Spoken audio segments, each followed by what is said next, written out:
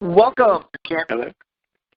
Welcome to Camp Constitution Radio with your host Hal Shurtleff. The show is heard on WBCQ The Planet every Monday evening, as well as Thursday evenings at 7:30 p.m. Eastern Standard Time. You could also hear it on YouTube and our Podomatic page. Just podomatic.com and put in Camp Constitution. And to learn, by the way, this program is brought to you by Camp Constitution, which, among other things, runs a week-long family camp. And this year's camp will be held at the beautiful Singing Hills Christian Camp and Conference Center in Plainfield, New Hampshire, just south of West Lebanon. And we're expecting a good turnout. And since many other organizations have canceled their events, we have the place to ourselves, so there's plenty of room. To learn more about us, please visit our website, campconstitution.net. Now, on the line, I have a gentleman from the Italian American Alliance, Dr. Frank Mazzaglia. I hope I got that right, Frank. Mazzaglia is how we usually say it, but that's close enough, Hal. Close enough for an Anglo-Saxon, but I've lived around Italian Americans all my life, so I should have no excuse. Yeah. I even had my late uncle married this beautiful lady, Carmelina Grasso. You know, so I got over there. She used to pinch my cheek and say, "Nicer boy, but so skinny." And give me about 5 pounds of pasta. Anyway, well, Frank, thank you for joining us on short notice. Frank is with is it a Boston-based organization or is it more regional? Actually, it's throughout Massachusetts, and we actually have members in, of all places, Tennessee, New Hampshire, Rhode Island. We are growing beyond our wildest expectations, actually. Well, the reason why we invited Frank on was over the Christopher Columbus statue, vandalism of a statue in Boston. But it's nothing new, thanks to disinformation agents like the late Howard Zinn and his disciples. They've smeared a great man, a great historical figure. But tell us what got your organization, because it's only a few years old. What was the motivation behind the Italian American Alliance? Yes, 3.5 years ago, I guess it was, that the Cambridge City Council voted to do away with Columbus Day and replace it with Indigenous People Day. Well, we were completely taken by surprise. There was no advance warning of that. Italians were shocked. Italian Americans were shocked. Not only were we shocked, but many friends of ours were shocked who were not Italians, but who agreed with us in so many ways and who grew up with us and who liked us. And so the Italian American Alliance was formed. At the time we had, I think about 6 or 7 members. As of today, we have 2,225 members, and this within a 3-year period. And as a matter of fact, we're growing to the point where every day there's a good 10 to 15 more people who join us. That's and wonderful. They join us from all ethnic groups, from all races, from all religious communities. It really has been an amazing combination of people allied for the same purpose, which is really justice. Yes, there's. We discussed yesterday all of the misinformation about the great Christopher Columbus, and as I mentioned to you, one of my not a close relative, but more like a distant cousin of mine. His name was Harold R. Shurtleff. He was a close friend of Samuel Eliot Morison, the great naval historian. Yes. Harvard University, and 50 years of research. And we know a lot about Columbus. It's not like there's some deep, dark secrets that were found in a trunk somewhere in a sunken ship 2 years ago or 5 years ago to say, oh, my goodness, look at all this horrible stuff. We never knew this stuff. It's all, his logs, it was all well known. So tell the listeners information about Columbus. Give us a good little biographical sketch about this great man. Well, in the first place, what we have to recognize, and I think you started it beautifully in terms of discussing the kind of genesis of all of this. The difficulty that we have is that the people who really are anti-Columbus genuinely believe it. They believe it because in the public schools, thanks to taxpayer money, we have been supporting a book, People's History of the United States by Howard Zinn. And recent research has proven that that book is entirely false. It was written by a Marxist socialist who weaponized history to basically influence a generation of kids to be against their own country. And he started with Christopher Columbus. Thanks to a recent book last year, Mary Grabar, and her book, which is entitled Debunking Howard Zinn. And prior to that, a book by Carol Delaney on the history of Christopher Columbus and his quest for Jerusalem, which deals with his real motives and all that sort of thing. But Mary Grabar not only debunks him, she demonstrates that Howard Zinn was a deliberate liar, that he took entire passages that were allegedly from Christopher Columbus's journal. And you know those little ellipses that usually mean, well, there are some words I'm leaving out, but they really don't make a big difference as to the interpretation of this paragraph. Well, in fact, if you included those words, it changed the entire meaning of that paragraph. This was deliberate. This was absolute falsehood. And this has been what has been taught to kids for the last 35 years. So obviously, we're going to have trouble in terms of teaching the truth. It's going to take another 20 or 30 years before we can get that.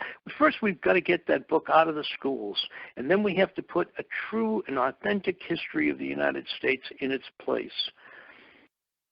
Well, you know, it's interesting. I attended the Boston Public Schools as a young man, and my eighth grade teacher, Mrs. Wolf, now we're talking about early 70s, Mrs. Wolf, I don't know if she was a Democrat, a Republican, liberal, conservative, probably liberal, but she loved this country, and that was evident because she just had a love of teaching history. And she taught about some of the negative things that we have. All great nations have their flaws. There's no such thing. There's not one nation in the history of mankind that was pure and innocent and flawless. Impossible. You can list. I mean, France. You think France is so progressive? Well, they were in charge. The slaves in Haiti was a brutal form of slavery in Haiti. You don't hear about that today. You know, Spain. All these European nations that are so woke. And look at South America. 95% of the slaves that came from the African slave trade didn't come to the United States, or before the United States was a country. It went down to South America. And we hear nothing about demands of reparations and that was a very brutal form of slavery where they, very short life expectancies. They worked them on these plantations, and we hear nothing about the guilt or this systemic white racism that's supposed to be in the air. It's like now a virus you could detect when you get sick. You can't see it. You can see it through a microscope, but somehow this virus called white or systemic racism, I see it manifest. I see racism. It's not something that's in the air. It's in the heart. And I am so impressed that you really have a great knowledge of the circumstances and the real facts. I'm very impressed. That's one of the problems. That's one of the problems. There is so much. People don't even know American history. So when you go and stretch back to they depend upon others, and these others very often go back to Howard Zinn as their source. But when you really look at it, Columbus is accused of genocide, and that is such a gross exaggeration of what the word genocide means. What the Turks did to the Armenians, what the Nazis did to the Jews, that was genocide. It was intentional. It was deliberate. It is the unintentional clash of microbes is not genocide. It's terrible that this happened, but that was not done by design. That was an accident. And when it comes to slavery, we're talking about things like smallpox that the Europeans brought over here, and the Indians. And by the way, the word Indian is not a despairing word. Columbus thought he was reaching the India, the Indies, and that's why he called them. And I've met American Indians. When I've used the word, I thought, well, okay, I better say Native American. They'll be offended. They correct me, and they say, no, we're American Indians. And I get up to Presque Isle, Maine, and on the way up there's signs that are state signs that say Band of Indians and Indian Affairs. I mean, a lot of Indians prefer the term Indian, not Native, because I was born here. I was born in Jamaica Plain, right across where the VA hospital is. I'm Native. I wasn't born in England, where my ancestors came from, or Germany. I'm a Native American. I'm assuming you are too. That's right. And, when it comes to the next accusation against Columbus, which is slavery, he introduced slavery. Slavery was introduced at the dawn of civilization, and as far as Columbus is concerned, he never owned a slave. He never owned a slave and was personally opposed to slavery. As a matter of fact, it was actually instituted by the king and the queen of Spain. But when you really look at the lifestyle of the American Indians in Latin America, the simple fact is that while there were many, many peaceful Indians, peaceful tribes, there were also warlike tribes. And as a matter of fact, those warlike tribes were enslaving Indians hundreds of years before Columbus ever left Spain. As a matter of fact, one of the customs was they would cut off a foot of a captured slave so that they couldn't run away. And to say that Columbus did this was what Columbus did do was he went to war with a tribe of Caribs in Cuba who were cannibals. And as a matter of fact, having defeated them, most of the Indians cheered him on because finally there was peace rather than cannibalism. And throughout another argument about Columbus is he Christianized Latin America. Christianized Latin America, my goodness. Before that time, what they had was human sacrifice, all kinds of cannibalism, terrible atrocities. We're supposed to apologize for that? In my opinion, his crime in the eyes of the left, not the misinformed people, that was his crime, that he was a Christian of the Catholic persuasion. It was interesting is his goal wasn't to exploit Indians and get rich and kill and murder and rape. His goal was to convert them. It was to convert them. He wanted to go to China because he knew Marco Polo would say they were very receptive to the gospel of the story of Christ. That's right. He wanted to convert the Chinese and help get them to liberate Palestine from the Muslims, Jerusalem. That's right. And, that's right. And, something, I never heard that story in school, even though I did. I learned about the three ships, and it was close to turning back, and he was courageous. And when they finally found land, what was that famous? The lookout, I forget, was that famous, because he said in Spanish, I forget what the word was, but when they found land, terra something or other. Tierra, yeah. Tierra, yeah. First there were some birds, and then figure if there's birds, it's pretty close to land. Yeah. That's right. That's very true, yes. In 1492, Columbus sailed the ocean blue. We all learned that, so we can remember the dates,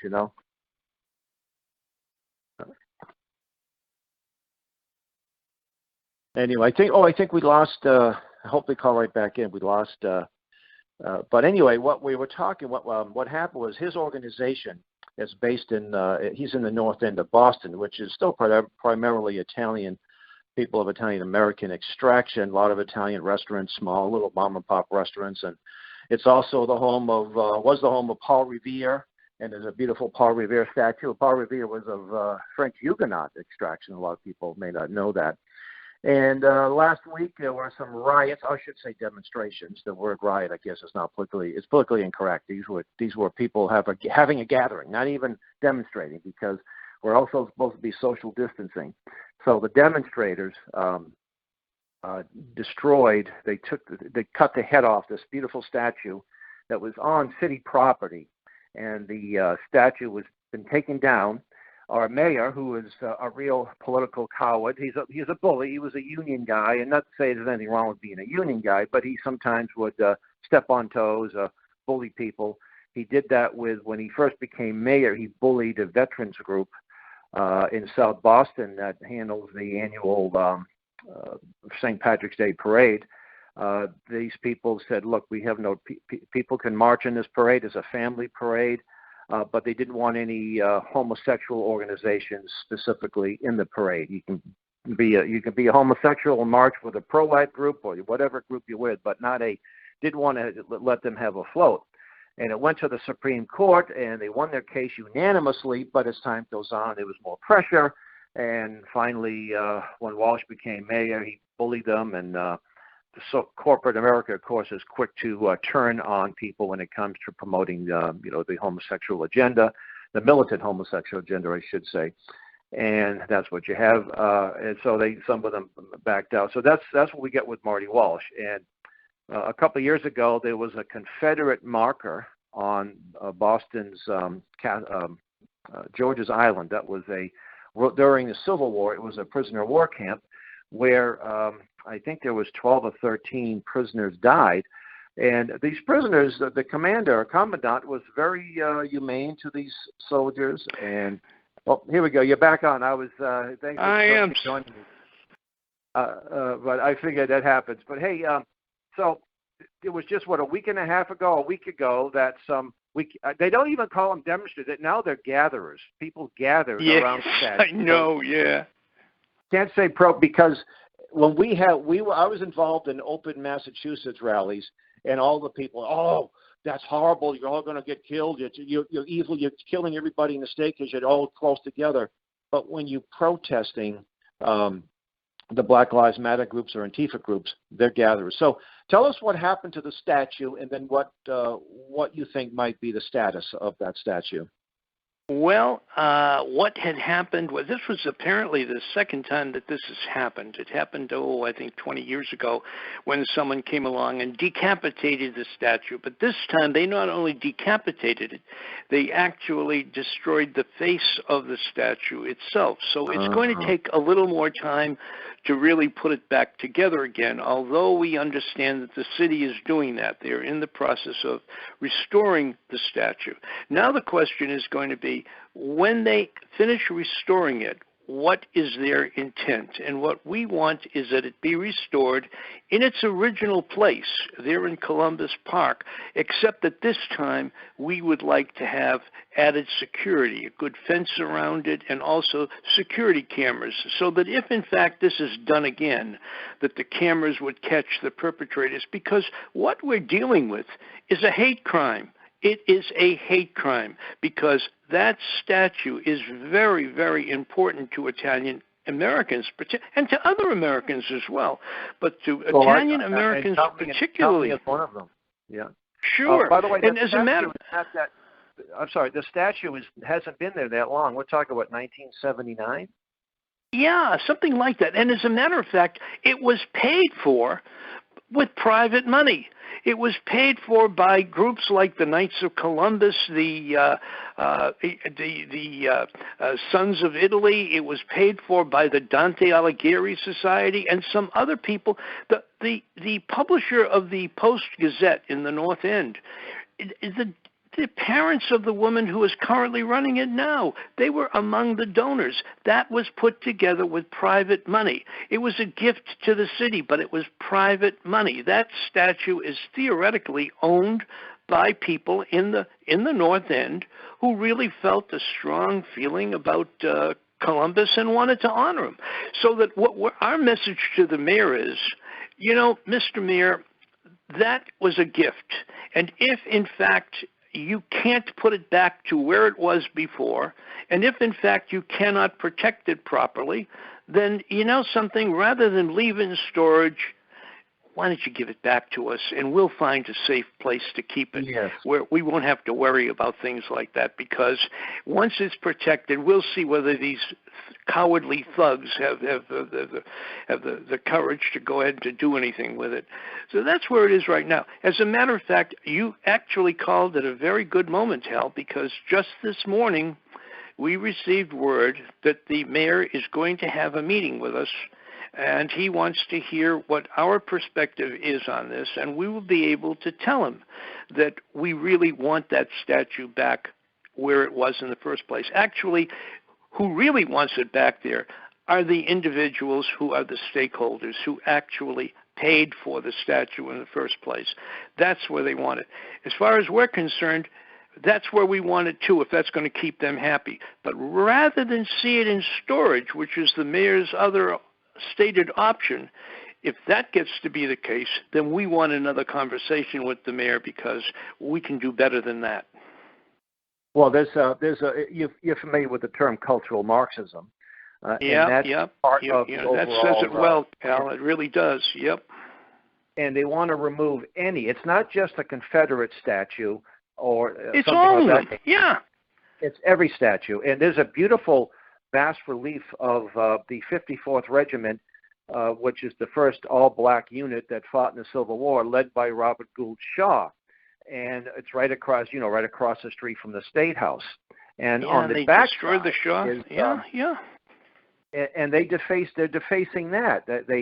It's being restored, so there's some plywood around the front of it, but on the back, just the same people that were gathering, the demonstrators, gatherers, they put graffiti and they spray painted Black Lives Matter, and they used profanity. This is not the first time that this has happened. They even just tried to destroy a statue of Abigail Adams.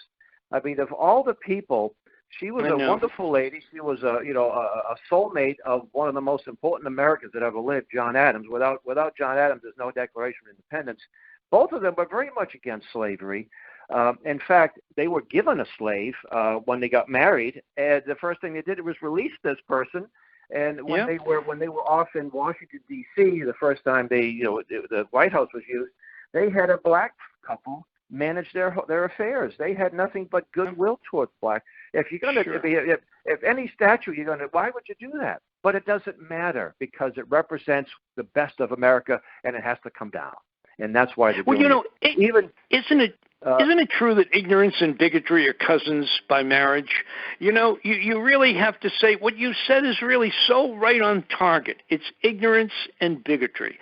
I wonder how these people would feel if folks on the other side began to destroy their favorite statues, how they would like it. They'd be just as angry as we are. It's wrong. It's actually a hate crime, and it should be considered that. It is a hate crime. It's not just the statue, it's the people behind it. I'm glad that you referred to it as a hate crime because it's an anti-Catholic crime. And it's a crime against those people of the Italian-American ethnic background. There's also a statue that's a statue of Abraham Lincoln that's in Boston in the Back Bay, the Park Plaza area. And I just learned, maybe you told me, that, Frederick Douglass was there at the unveiling of the statue, somebody that an ancestor of mine worked with. And if anybody would find it objectionable, but it depicted a Lincoln as a great emancipator, and there's a black former slave sort of on their knees, but getting, I'm not the artist. I don't know. I don't think he had anything negative in mind. And some people can look at something and take away the wrong attitude, but I don't think that was the intention. And it's been there since 1876. I have to check it, see, I got to verify it, whether or not Douglass was there or not. I'm not sure if he was still alive. May have been. But I have to verify that. But it's been there since 1876, and all of a sudden someone finds it offensive. Well, you know something? There's a lot of things offend me. There's a statue of Parker, Theodore Parker. It's on private property. It's a Unitarian church. And Theodore Parker was not my favorite person. I could say, I'm offended by that, take it down. But you know what? I can use it to tell people, hey, ever hear of the Secret Six? No, never. Well, he was one of the guys that was part of that. Oh, really? But on the statue, there are 4 panels on the base, and one of them depicts a little black kid. He's probably a little like a toddler, and there's a woman, and she's there's a baby sucking on one of her breasts, and he's like trying to climb up and and get the other one. And I guess there was supposed to be Lady Liberty, but I'm thinking that could be offensive to some people. It looks like this kid wants his. I'm looking at that as I think it's a little odd. But we should take that one down too, because someone will be offended somewhere. When you think about all of this, I am rather touched by the fact that some good is coming out of this. For example, in our alliance, we have very recently attracted a lot of Protestant ministers who are joining us. It's when to Italians. one of the most important things is family. And what we are saying is all of those people who all of a sudden are standing with us, we've invited them into our family, the Alliance, and it's actually very warm, and it's wonderful to see that people who may have, had their differences in the past are standing together. And I'll tell you, the respect and the love we have for these people who are with us at a time like this is really very touching, very, very touching. And we're moved by it. We will never forget our friends. Well, let me say that there are a lot of people. I'm of the Protestant Christian persuasion. And a friend of mine is Dr. John Eismo, Colonel Eismo. He was a Air Force colonel. He practices law, and he wrote a book called Cortez and Columbus, Conquerors for Christ. So here is a Protestant who's defending Columbus, and another gentleman that I recently interviewed. He wrote a book called History's Greatest Libels. His name is Steve Baez. Well, he's a good old Baptist professor that teaches at a college in Tennessee, and he has a chapter on Columbus and goes into lots of details about the true Columbus. And what motivated him to write this book was all of these historical inaccuracies. Well, George Washington wasn't a Christian. That Columbus was a bad guy. They said, but he said George Washington wasn't a Christian, but Hitler was a good Catholic boy, which is a total lie. That's another thing out of Zinn. Zinn actually says, as far about the Second World War, that Adolf Hitler was really no worse than the United States, and that our issue with Japan was more racial than any other reason. I guess he'd never heard of Pearl Harbor. It's absolutely amazing how arrogant some of these charges are. He was actually a bombardier in World War II, and he was initially a pacifist, but I guess when you're killing, you go ahead and it's okay to kill fascists when it comes to being a pacifist, and that's fine. And then he decided to become, a peace activist. His parents immigrated here, you think, because they made a better life for themselves, but they turned out somebody who hates America. My late friend Sam Blumenfeld said that even his ands and butts ooze with hatred for America. And he taught at Boston University for years. He started off at Spelman College, which was a ladies' college in Atlanta that was funded by the Rockefeller family. And then he got, from there he got to Boston University.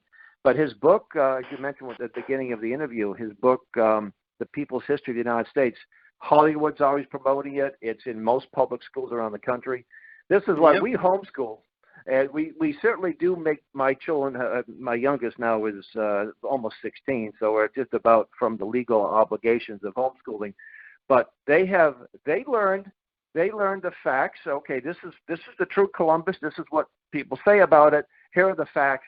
When you make these accusations, then you got to prove your point, or But sometimes people want to believe what's worse. You remember Ty Cobb? That's another example. Yes. Ty Cobb, if you hear Ty Cobb, he hated black. He was he's a great ball player, but he was an awful guy. Well, a liberal guy said, hey, there haven't been any books about it. It came out a few years ago. It was called A Terrible Beauty. Pointed out that he sat in the dugouts of big league baseball games. He thought in the 50s, he said Willie Mays was the only guy he'd pay to see. He believed that blacks should be given a chance. I mean, he got into fights and he had his issues, but he wasn't the evil monster. And some people don't want to believe that. Maybe he wasn't he started up a fund for college, and black young people have applied, and it still exists today. So he wasn't the evil monster he was depicted by Hollywood and by even a lot of people today. Where would we be without Columbus? When you really think about it, without Columbus, millions of people have discovered a land where they had economic opportunity. Millions of people have discovered a land where they could be free of oppression that they faced back at home. Where would we be ourselves without Columbus? I mean, the whole concept of trying to destroy a man who has done so much good for so many millions of people, it's mind-boggling that anybody would even think of this.